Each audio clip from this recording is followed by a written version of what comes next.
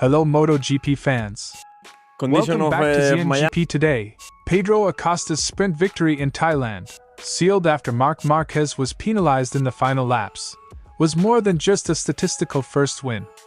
It showcased the rookie's composure, his ability to read the bike, and his instinctive control under pressure. Former world champion Neil Hodgson went so far as to compare Acosta's front tire sensitivity to Valentino Rossi's legendary black magic, suggesting the young KTM rider has already tapped into one of the sport's most elusive qualities, living on the razor's edge without crossing it.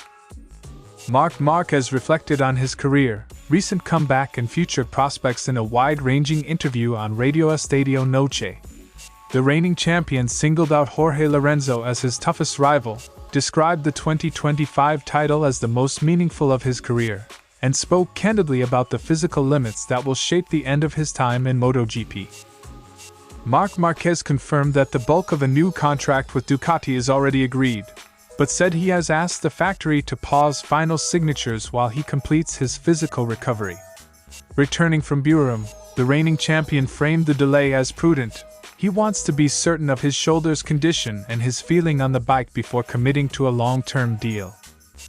The MotoGP paddock barely pauses between races and development.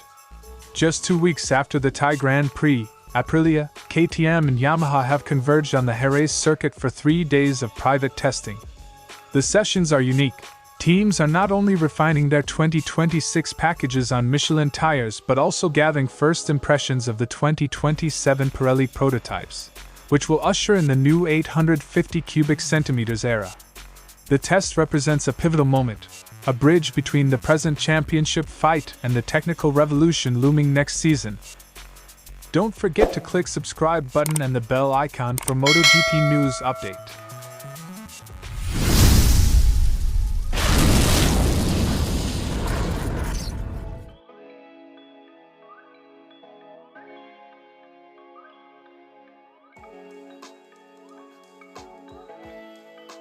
The Buram sprint was shaped by Marco Bezzecchi's early crash, which removed the pre-race favorite and left Marquez and Acosta to battle for victory.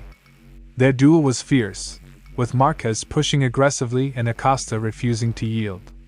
The climax came in the final corners, where Marquez's move was judged excessive by the stewards. The penalty handed Acosta the win and sparked debate across the paddock. Simon Crafar's opinion was, Marc crossed the line, so he took action. Hodgson defended the decision, arguing that the FIM's priority is safety, not spectacle. He acknowledged that fans crave last corner drama, but insisted that stewarding must protect riders from reckless maneuvers. The ruling highlighted MotoGP's ongoing tension between entertainment and regulation, a balance that defines modern racing. Hodgson's praise focused less on the penalty and more on Acosta's riding. He highlighted the Spaniard's ability to sense the limit of the front tire, a skill Rossi famously mastered. Acosta himself had noted after stepping testing that he could feel the front of the bike more, and since then he has avoided crashes while riding aggressively. Hodgson interpreted this as evidence of a rare gift, the capacity to push at maximum intensity lap after lap without tipping over the edge. What makes Valentino Rossi so good? The feeling he has with the front tire. Pedro Acosta can do 25 laps at the limit. The comparison is significant. Rossi's black magic was his uncanny ability to balance risk and control, and Hodgson sees echoes of that in Acosta's early performances. For a rookie, such consistency and confidence are extraordinary, hinting at a trajectory that could mirror MotoGP's greatest champions. Acosta's breakthrough comes at a crucial time for KTM. While Maverick Vinales continues to recover from injury and his partnership with Jorge Lorenzo has yet to deliver results, Acosta's rise provides the team with a clear focal point. His ability to adapt quickly to the RSGP's demands and to challenge established names like Marquez signals that KTM's investment in youth is paying off. Hodgson's endorsement amplifies the sense that Acosta is not just another rookie but a genuine contender. For the paddock, his success raises questions about how quickly generational change might accelerate, with Acosta embodying the new wave of riders unafraid to confront legends head-on. Pedro Acosta's sprint win in Buram was more than a fortunate outcome of a steward's ruling. It was a demonstration of racecraft, resilience, and a rare sensitivity to the bike's limits. Neil Hodgson's comparison to Valentino Rossi underscores the magnitude of what Acosta is showing, the ability to ride at the edge without falling off it, lap after lap. For KTM, it is a validation of their project. For MotoGP, it is a glimpse of a future where Acosta may redefine the standard of excellence. Marquez called last year's championship his most valuable, not simply for the trophy but for what it proved after a prolonged period of injuries and doubt. He framed the victory as personal vindication, confirmation that he could return to the top despite setbacks. "It's the biggest challenge of my sporting career. This last title is the one I valued the most after everything that came before." For Marquez, the title closed a difficult chapter and provided the peace of mind that comes from answering the toughest questions he'd set himself. The champion described how repeated injuries forced a different kind of growth.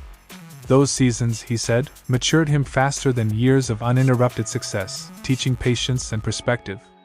He likened recovery to being released from a cage, eager to race but cautious when resistance reappeared. "Those 3 years of injuries made me mature twice as much as 10 years of winning." The admission underlines how adversity reshaped Marquez's approach to competition and life beyond the bike. At 33, Marquez acknowledged the inevitable physical toll of top-level racing. He expects his body to dictate the timing of retirement more than his desire to continue, and said he would trade the chance for another title for a career free of further serious injury. "I'm aware. I'm going to stop sooner because of my body than my mind, but retirement isn't planned, it's felt." The sentiment is pragmatic. Ambition remains, but it is tempered by a realistic appraisal of longevity and health. In a rapid-fire segment, Marquez named Jorge Lorenzo as his toughest rival, and said he would have liked to race against legends like Mick Doohan and Casey Stoner. He also singled out Argentina 2018 and Jerez 2020 as standout races he didn't win, moments that linger in his memory. The choices reveal a rider who measures greatness both by the opponents he faced and the races that tested him most. Marquez reflected warmly on the sibling rivalry with Alex, calling last season's 1-2 finish a family milestone. He also welcomed his laureus nomination as recognition beyond the paddock, arguing that 2025's comeback made the year especially meaningful. "What we experienced last year was incredible. I think my father and mother are even prouder than we are." The comments show a champion who values legacy and family as much as trophies. Marc Márquez's interview blended humility with steely realism.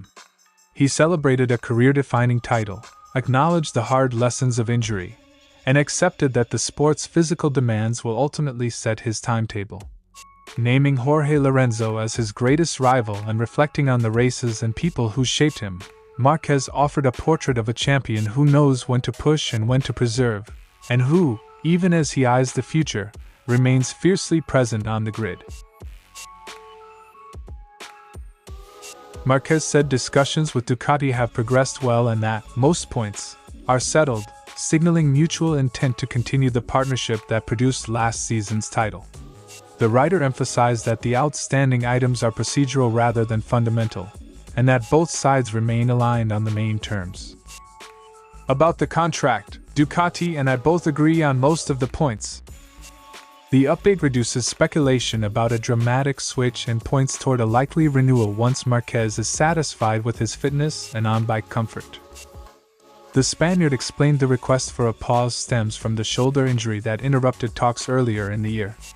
He wants to feel fully confident on the Ducati before signing, prioritizing physical readiness over paperwork. Marquez plans targeted work in the coming weeks to progress his recovery. "I asked Ducati to wait a bit. I was injured when we started talking about the future. First of all, I would like to feel well on the bike, and then of course sign the contract." The rider's approach is cautious and pragmatic. Secure the medical and performance baseline first, then formalize the commercial commitment. Marquez underlined that his competitive focus remains unchanged. Despite a tougher Buram weekend, He was again the top Ducati in Thailand and believes the team is in the fight for podiums. He sees the coming races as opportunities to regain momentum and to test his shoulder under race conditions. We were there, fighting for the podium. So this is the good news. The contract pause appears tactical rather than tense, a short delay to ensure the rider signs from a position of confidence rather than haste. With the season moving on, Marquez has a narrow window to finalize both his fitness and contractual details. He heads to Goiânia in Brazil aiming to build on Thailand despite trailing early leader Pedro Acosta by 23 points. A swift recovery and a few strong results would both ease the contract timeline and reinforce Ducati's decision to keep the reigning champion. The coming rounds will be decisive not only for the title fight but also for the timing of Marquez's formal commitment to Ducati. Marc Márquez's contract update reads as a pragmatic pause rather than a negotiation impasse. Most terms are agreed, but the champion insists on feeling physically secure before signing. Ducati and Marquez appear aligned. The remaining step is simple and sensible. Let the rider prove his shoulder and his race feeling, then put pen to paper. For now, the focus stays on recovery and results, with a likely renewal hanging on the next few weeks of fitness and form.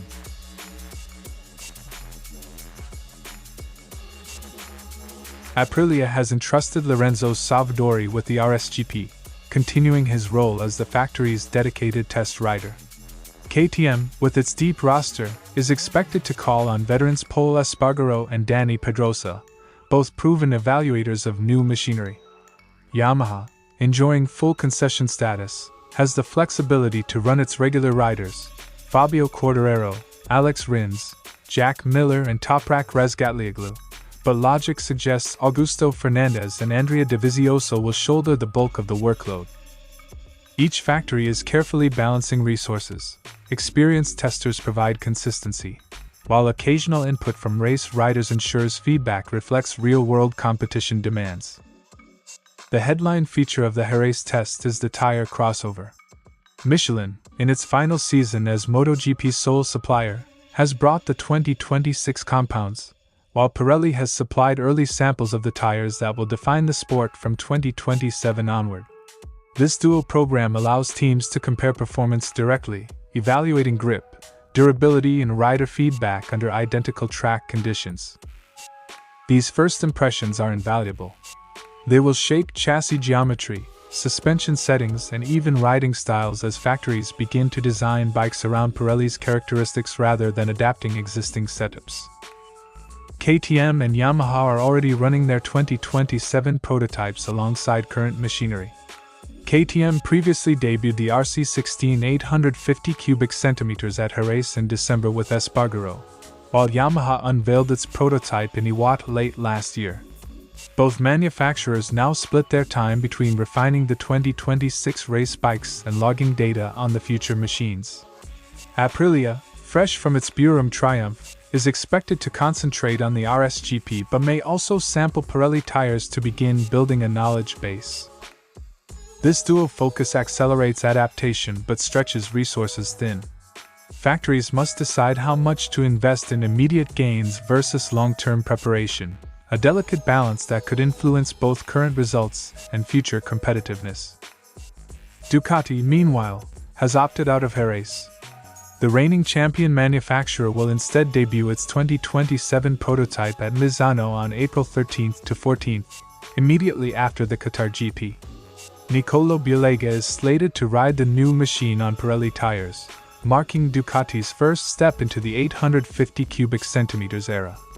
Aprilia will also attend Misano, ensuring that by mid-April all 5 manufacturers will have rolled out their prototypes.